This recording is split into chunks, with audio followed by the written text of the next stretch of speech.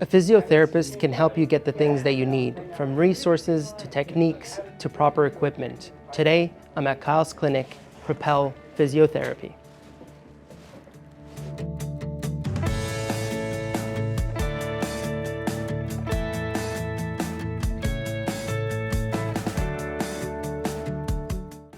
Propel Physiotherapy is forward-thinking and progressive. We like to take a proactive approach to the treatment of our clients and focus in on their goals and helping empower them and helping them to achieve their goals. As a physiotherapist, I'm the executive director here, but I also carry a caseload. So we work with brain injury, spinal cord injury, stroke. Different neurological conditions are our niche, and we also do all kinds of orthopedic stuff, so sprains, strains. We have pelvic health physiotherapists. We chose the name Propel Physiotherapy because it just the way it sounds. Propel, we're always moving forward, and we're trying to help our clients move forward literally and figuratively. Physiotherapy can help you optimize your mobility by making things maybe more efficient or stronger. We let people tips and tricks on how to do things to limit stress on different parts of the body. Preventative measures when you're a wheelchair user, for instance, are really important.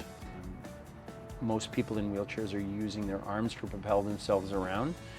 And our arms are meant for reaching and grasping and feeding and different tasks like that, not necessarily moving our bodies around in space.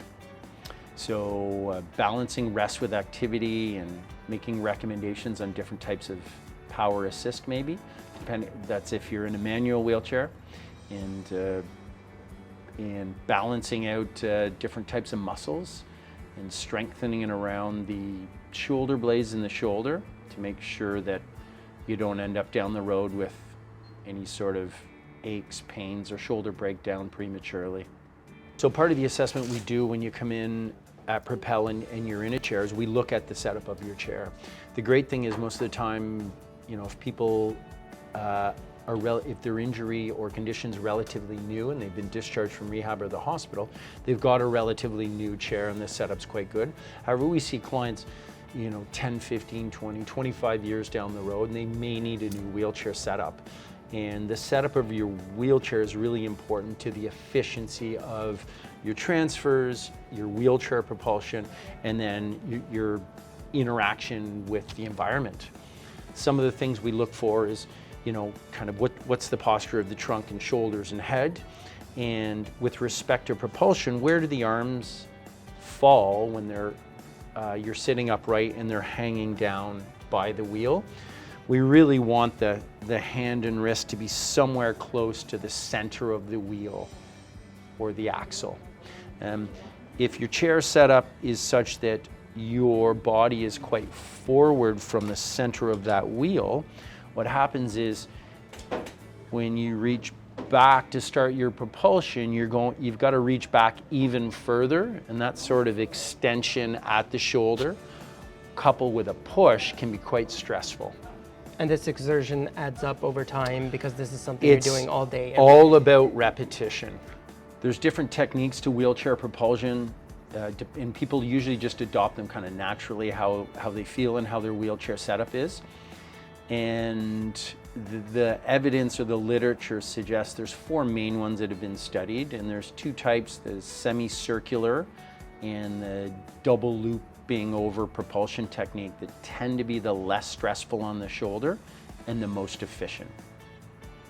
As a wheelchair user myself for over 20 years, for the first while I didn't know about technique or that it was even something that you need to know how to do. So it is something you need to learn. Can you show me some wheelchair propulsion techniques? Yeah, for sure.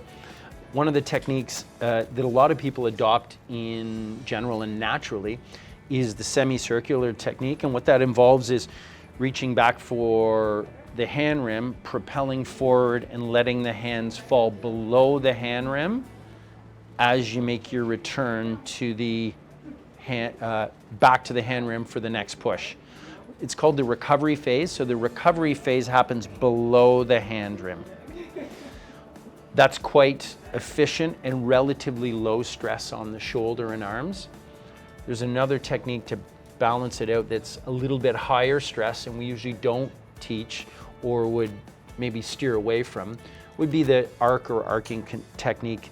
And that involves the push and the recovery coming along the line of the hand rim like this.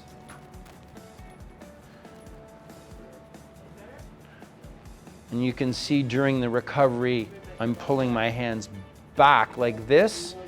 Is a little bit more extension or stress on the shoulder than letting them fall down and bringing them back. And the second technique we might teach or observe somebody doing and certainly encourage would be the double looping over propulsion. And that involves reaching back. When you finish the push, the hands come forward and return up over the hand rim like this.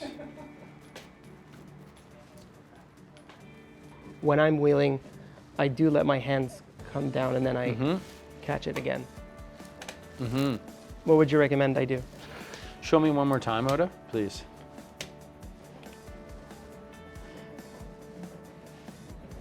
Yeah, you're naturally using it's like a modified semicircular. You could try the double looping over. Again, push and let your hands come forward. Push and let them come forward. So you pick them up off of the hand rim.